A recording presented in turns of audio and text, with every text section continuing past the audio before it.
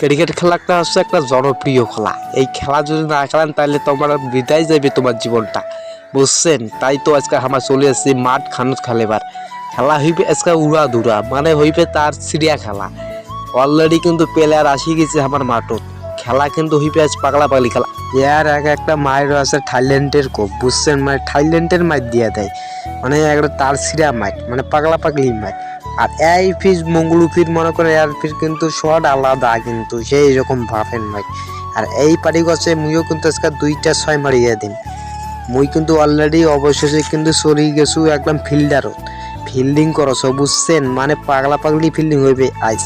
তো ভিডিও কলের সাথে থাকো, খালি বিনোদন পাইবেন।